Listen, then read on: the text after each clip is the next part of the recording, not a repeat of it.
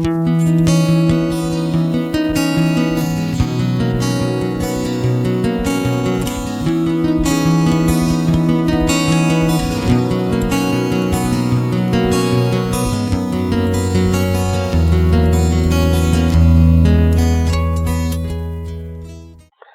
pues reciban un saludo desde la Ciudad de México, de la Iglesia Puerta del Cielo en Clavería. Estamos aquí pues contentos de poder compartir unas palabras que tiene el Señor para nosotros. Vamos a hablar acerca de la mujer con flujo de sangre, que está narrado en varios de los evangelios. Vamos a tomar de base el evangelio según San Marcos en el capítulo 5, del 21 al 43. Voy a leerlo todo y después vamos a ir puntualizando algunas cosas que son muy importantes. Este es uno de los casos de personas que aparecen en la palabra de Dios, de las que no tenemos ni siquiera el nombre, pero que nos dejan grandes enseñanzas. Y bueno, pues vamos a ver. Entonces, vamos leyendo. Dice: pasando otra vez Jesús en una barca a la otra orilla, se reunió alrededor de él una gran multitud, y él estaba junto al mar. Y vino uno de los principales de la sinagoga, llamado Jairo, y luego que le vio, se postró a sus pies, y le rogaba mucho, diciendo: mi hija está agonizando, ven y pon las manos sobre ella para que sea salva y vivirá. Fue pues con él, y le seguía una gran multitud, y le apretaban. Pero una mujer que desde hacía 12 años padecía de flujo de sangre, y había sufrido mucho de muchos médicos y gastado todo lo que tenía, y nada había aprovechado, antes le iba peor, cuando oyó hablar de Jesús, vino por detrás entre la multitud y tocó su manto, porque decía: si tocare tan solamente su manto, seré salva. Y enseguida la fuente de su sangre se secó, y sintió en el cuerpo que estaba sana de aquel azote. Luego Jesús, conociendo en sí mismo el poder que había salido de él, volviendo a la multitud, dijo: ¿quién ha tocado mis vestidos? Sus discípulos le dijeron: ves que la multitud te aprieta y dices: ¿quién me ha tocado? Pero él miraba alrededor para ver quién había hecho esto. Entonces la mujer, temblando y temiendo, sabiendo lo que en ella había sido hecho, vino y se postró delante de él y le dijo toda la verdad. Y él le dijo: hija, tu fe te ha hecho salva, ve en paz y queda sana de tu azote. Mientras él aún hablaba, vinieron de casa del principal de la sinagoga, diciendo: tu hija ha muerto, ¿para qué molestas más al maestro? Pero Jesús, luego que oyó lo que se decía, dijo al principal de la sinagoga: no temas, cree solamente. Y no permitió que le siguiese nadie, sino Pedro, Jacobo y Juan, hermano de Jacobo. Y vino a casa del principal de la sinagoga, y vio el alboroto, y los que lloraban y lamentaban mucho. Y entrando les dijo: ¿por qué alborotan y lloran? La niña no está muerta, sino duerme. Y se burlaban de él. Mas él, echando fuera a todos, tomó al padre y a la madre de la niña, y a los que estaban con él, y entró donde estaba la niña. Y tomando la mano de la niña, le dijo: Talita cumi, que traducido es: niña, a ti te digo, levántate. Y luego que la niña se levantó y andaba, pues tenía 12 años, y se espantaron grandemente. Pero él les mandó mucho que nadie lo supiese, y dijo que se le diese de comer.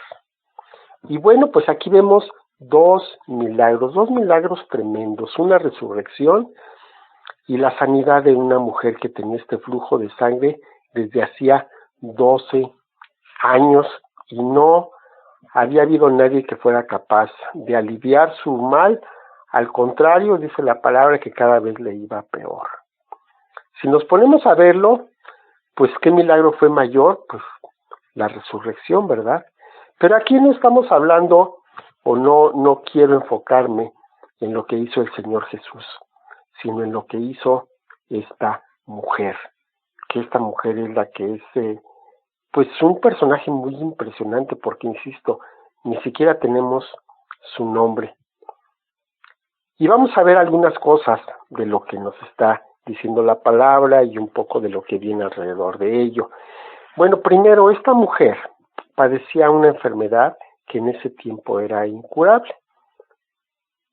Entonces, viéndose en una condición muy difícil, ella había gastado todo lo que tenía, y dice la palabra que no solamente no mejoraba, sino que cada vez le iba peor.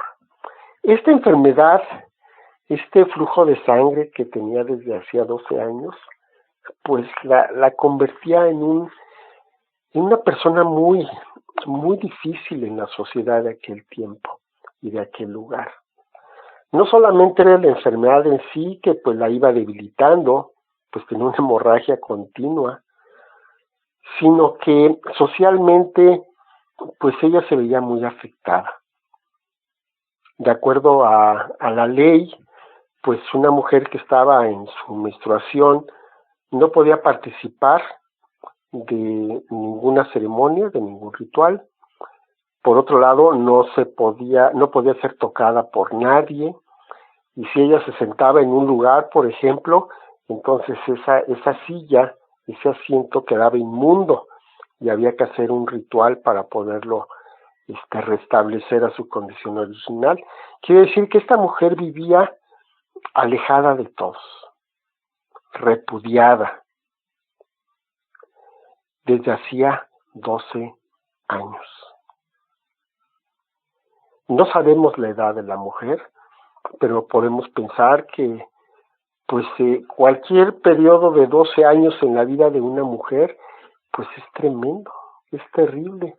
Estar aislada, estar repudiada, ser insultada durante 12 años. Yo creo que difícilmente podemos siquiera imaginarnos el dolor, el pesar que era para esta mujer despertar cada día y ver que su condición seguía exactamente igual. Por esta razón ella gastó todo lo que tenía. Y es lo que nos pasa si tenemos la desgracia de padecer una enfermedad o alguno de nuestros familiares, pues vamos al médico, vamos a la primera instancia, si vemos que no mejora y escuchamos que en tal lado hay alguien que pueda ayudarla, pues vamos a ese lado, a ese lugar y consultamos con esa persona con la esperanza de que pueda mejorar. Y pues esto mismo había hecho la mujer, había gastado todo lo que tenía.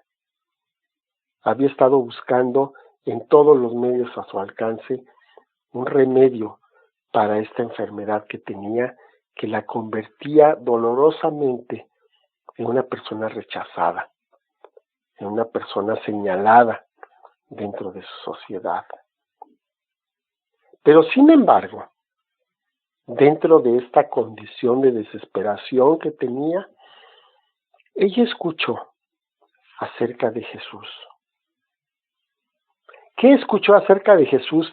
Pues podemos suponer que, como siempre, ¿verdad? Escuchó de todo. Escuchó cosas buenas, escuchó cosas malas, escuchó que algunos decían que era un profeta, que era un enviado de Dios, pero otros decían que era un charlatán, que era un farsante, que era un blasfemo. ¿Y ella con qué se queda? Ella elige quedarse con la parte buena. Ella pudo pues seguir en su condición de amargura, de tristeza, de dolor, y entonces pues seguir la corriente de aquellas personas negativas que veían en Jesús a un farsante, o pudo, cerca de escuchar estas historias que eran ciertamente increíbles, pues una pequeña chispa de esperanza que estaba ahí en el fondo de su corazón, pues le hizo abrigar la esperanza de que tal vez un día tuviera oportunidad de presentarse delante de él. Y ese día llegó. Y cuando escuchó que Jesús estaba por ahí cerca, ¿qué hizo esta mujer? Ella creyó en su corazón, creyó con toda la convicción que le podía quedar en ese corazón maltratado y herido, ella creyó que podía ser sanada. Creyó que ese hombre que venía de allá, de Galilea, de Nazaret, donde decía la gente, qué bueno puede salir de ahí, pues ese hombre podía sanarla. Y decidió ir a buscarlo. Tarea muy complicada. Una tarea muy complicada porque recordemos que esta mujer no se podía acercar a nadie. Si alguien la tocaba, entonces esa persona era declarada inmunda igual que ella. Y entonces iba a ser excluida de todas las ceremonias y de todos los rituales. Entonces nadie quería tocarla. Y si ella se atrevía a tocar a alguien, no, bueno, independientemente del rechazo y de lo que pudiera venir en ese momento, pues se exponía a algo peor, la podrían golpear, hasta la podrían matar. Pero sin embargo, no le importó. Perdida toda esperanza, lo único que le quedaba por delante era arriesgarse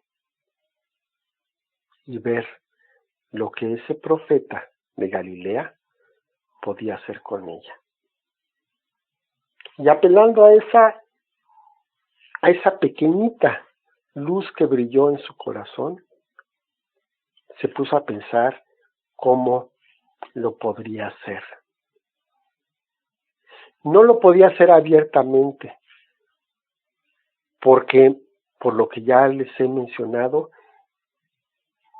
ella no tenía la capacidad de siquiera entrar a una aldea. Ella vivía apartada, separada de todos. Era casi como una leprosa. Y por supuesto que todo el mundo sabía cuál era su condición. Entonces, no podía pasar desapercibida. Y ella decía, ¿cómo le voy a hacer? Porque yo sé que si puedo tocar siquiera el borde de su manto, yo voy a ser sana. Ella sabía o pensaba que en su condición no se podría presentar delante de nadie, y menos de un profeta. Entonces tenía que hacerlo a escondidas. Y no quería hablar con él, nada más quería tocar el borde de su manto. No quería tocarlo para no hacerlo inmundo. Nada más quería tocar el borde de sus vestiduras. En una condición de humildad impresionante, todavía decidió humillarse más con tal de tocar a ese varón en quien estaban en ese momento todas sus esperanzas. Y entonces, pues pensó presentarse delante de él, pues a ver cómo le podía hacer para siquiera tocar ese borde. Y cuando llega, se encuentra que él va en medio de una multitud y va saliendo de la ciudad, va saliendo del pueblo. Y dice, qué barbaridad, si se va, yo no sé si va a regresar y cuándo va a regresar. Tiene que ser ahora. Es ahora o nunca. Y entonces se la juega, dice, pues ahora sí que como dijo la reina Esther, ¿no? Pues si he de morir, pues que muera. Ya que le quedaba. Y decide arriesgarse. Decide hacer lo que no debería de hacer. Y entonces cuando va pasando en medio de la multitud, ella se acerca por detrás, tocando a quién sabe cuántos, haciéndolos a un lado, y en un momento de desesperación adelanta su brazo adelanta su mano y alcanza a tocar el borde del manto de Jesús. Algo ocurre. El Señor se detiene. Y el Señor pregunta, ¿quién me ha tocado? Y le dicen los discípulos, Señor, nos vienen aquí apretando, quién sabe cuántas personas. ¿Cómo preguntas quién me ha tocado? No, es que no me han tocado físicamente, sino que me han tocado de una manera tal, con una fe tal, que yo he sentido que sale poder de mí. Y se ha hecho un milagro, se ha hecho una obra portentosa por la fe de esa persona. Volteando el Señor alrededor, esta mujer, que quizá en ese momento estaba en el suelo, temerosa, levanta la mirada, levanta la mano, mira fijamente a Jesús y le dice, yo he sido quien te ha tocado. Expone su condición anterior, explica por qué se atrevió a hacer lo que hizo y cuál fue el resultado. Jesús no la condena. Jesús de ninguna manera tiene una mala palabra o una mala actitud hacia ella. Más bien, le dice, tu fe te ha hecho salva. Sé libre de tu azote. ¡Qué tremendo! ¡Qué situación más tremenda encontramos aquí! Ahorita regresamos, pero vamos a seguir porque aquí hay dos historias que están avanzando. Una es la historia de esta mujer, pero la otra es la de un principal de la sinagoga llamado Jairo. De ese sí tenemos el nombre. Su nombre era Jairo. Y además era un principal de la sinagoga. ¿Qué quiere decir? Que bueno, primero que es una sinagoga. Pues una sinagoga era un lugar donde se reunían los hebreos para leer la palabra de Dios, para escuchar las explicaciones de los maestros, de los rabís, ¿verdad? Que tenían acerca de ciertos pasajes, para aprender lo que Dios tenía para ellos. Y entonces, pues se nombraban ahí personas importantes del pueblo, que eran los encargados de cuidar, de buscar todo lo necesario, de tener todo lo necesario para que el servicio de esta sinagoga, de este lugar de reunión, se pudiera realizar sin ningún problema. Y este hombre se llamaba Jairo, una persona reconocida, una persona respetada por toda la comunidad, especialmente pues por los judíos. Y aquí que vemos, bueno, pues vemos una situación un poco distinta, pero al mismo tiempo parecida. Entonces vemos que este principal de la sinagoga, pues también escucha acerca de Jesús, también escucha lo bueno, escucha lo malo, y también decide quedarse con la parte buena, no con la parte mala. Sin embargo, él estaba en una situación diferente, él no tenía problemas. Todas sus situaciones de la vida diaria estaban resueltas.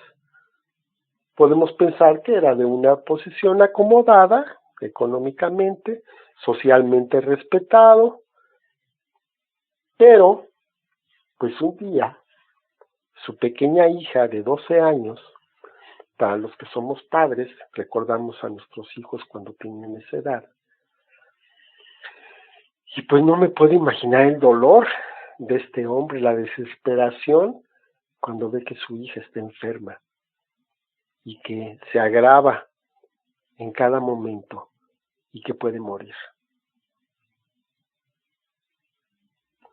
En esa situación, Jairo recuerda, un nombre le viene a la mente, Jesús de Nazaret, y sabe que se encuentra en el pueblo.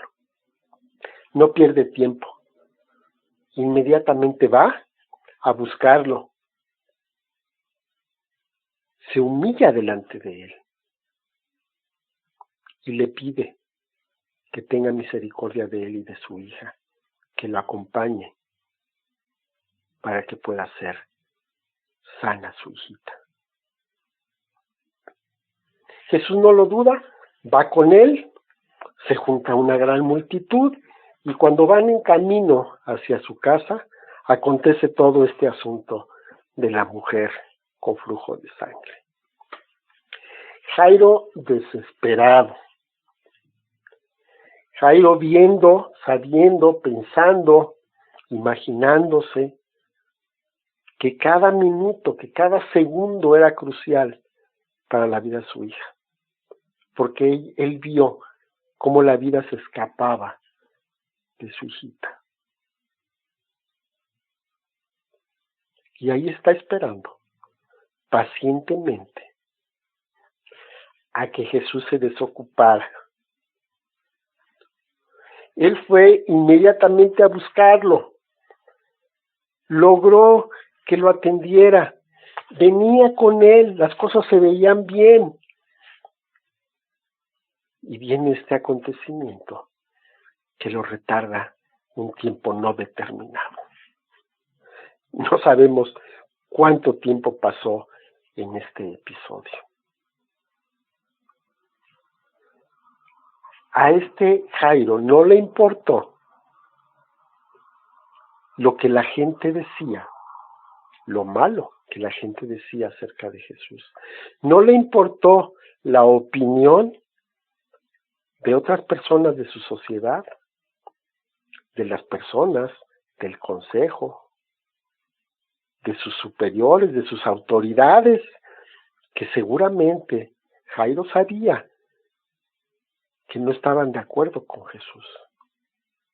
Pero Jairo estaba desesperado. No le importó.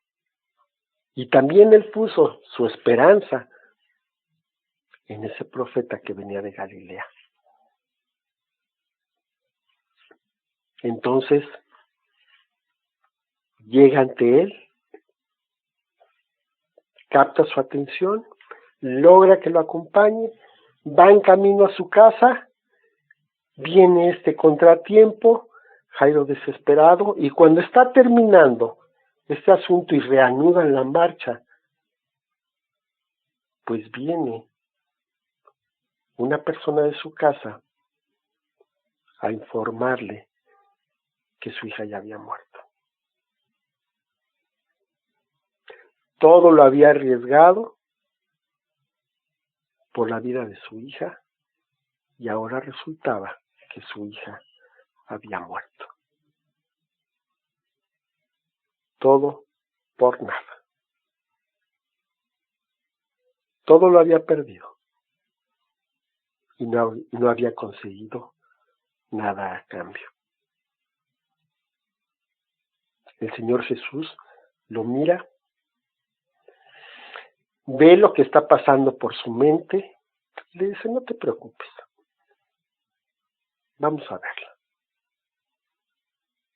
Para cuando llegan, no, pues ya están los preparativos para el funeral, ya está ahí las plañideras, ya está ahí gente de toda la familia, están todos los curiosos, la gente que se encuentra donde muere una persona.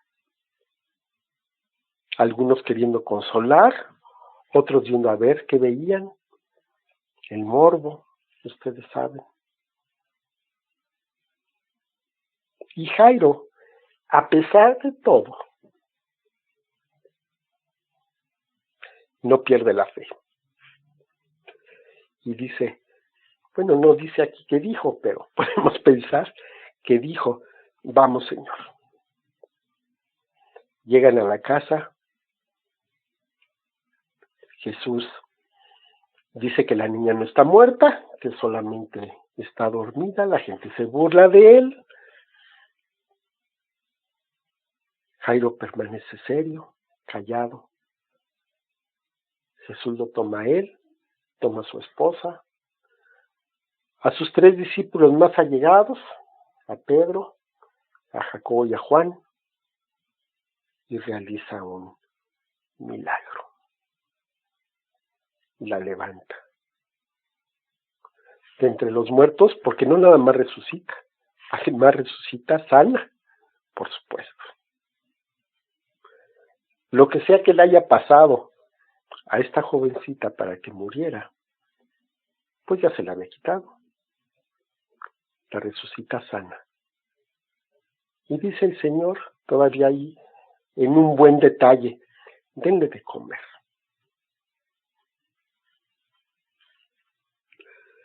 ¡Qué barbaridad! ¡Qué cuadro tan tremendo! ¿Y qué podemos aprender de todo esto? ¿Qué fue lo que movió estos 2 milagros tan tremendos? En el caso de la mujer, su fe. Una fe a toda prueba. Su determinación. Porque la fe no la llevó a esperar sentada en su casa. La llevó a actuar, a arriesgar.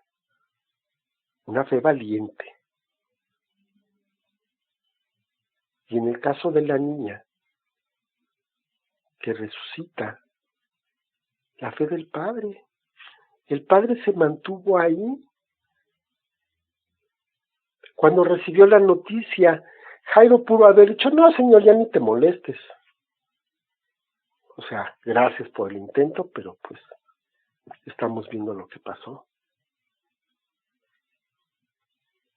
Jairo se mantuvo firme, creyendo, a pesar de todo, en esperanza contra esperanza, como dice la palabra, creyó, se mantuvo firme y creyó que su hija podría ser sana, podría ser resucitada, que podría ser traída de entre los muertos. ¡Qué tremenda lección! ¿Cuál es el problema que tienes hoy? ¿Tienes una hija enferma? ¿Al borde de la muerte? ¿Tienes una enfermedad? ¿Tienes una condición que te excluye de la sociedad? ¿Que te hace sentir vil y despreciado? Pues bienvenidos, porque así estamos todos.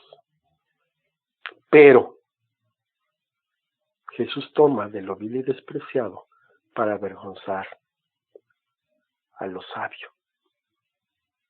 Vamos a orar. Padre bendito, te doy gracias por esta palabra, porque podemos aprender tanto de tu bendita palabra. Yo te doy muchas gracias, Señor,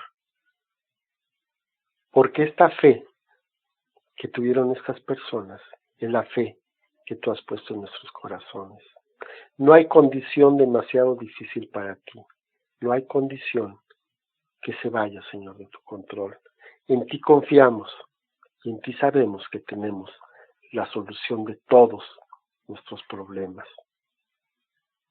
Yo te doy gracias, Padre, porque podemos confiar en ti y porque sabemos que si algo lo pedimos, vamos a tener una respuesta. No necesariamente la respuesta que queríamos, pero sí la que necesitábamos. Yo te doy muchas gracias por esta palabra, por estos ejemplos, Señor, que pones a nuestro alcance de gente común, gente como nosotros. Te doy muchas gracias en el nombre de nuestro Señor amado, Jesús. Amén. Bueno, pues muchas gracias por estar en esta emisión. Que Dios los bendiga y pues nos vemos por aquí la próxima semana. Hasta luego.